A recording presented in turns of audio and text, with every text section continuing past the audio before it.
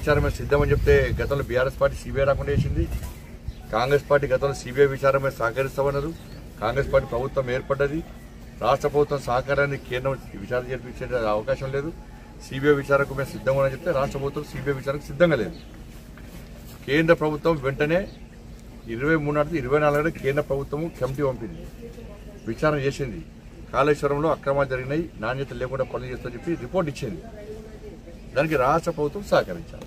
ఇప్పుడు రాష్ట్ర ప్రభుత్వాన్ని విచారణ జరపాలి. సిట్టింగ్ జడ్జితో విచారణ అన్నారు. ఇలా గౌరవ సీజీ గారు ఒప్పుకోలే. మళ్ళీ ఇప్పుడు విచారణ పెడతాం కాలయాపన చేస్తున్నారు.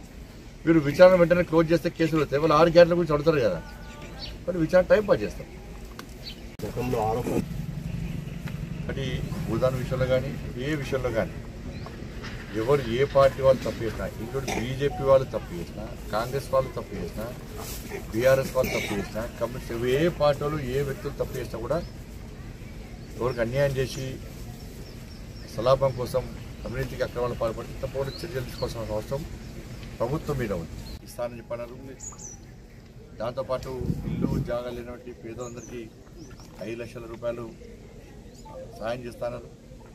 ఇట్లా ఈ 6 గ్యారెంటీలను కూడా కాంగ్రెస్ పార్టీ హామీ ఇచ్చింది కాబట్టి వాటిని 100 రోజుల లోపల అమలు చేసిన బాధ్యత ఆ పార్టీ మీద ఉంది. మరి దేశంలో నరేంద్ర మోడీ ప్రభుత్వం ఏర్పడడం ఖాయం.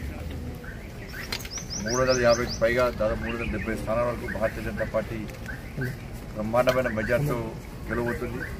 తెలంగాణ రాష్ట్రంలో కూడా 17కు 17 సీట్లను కూడా భారతీయ జనతా పార్టీ గెలవబోతున్నది. మరి తెలంగాణ రాష్ట్రంలో ప్రజలందరూ కూడా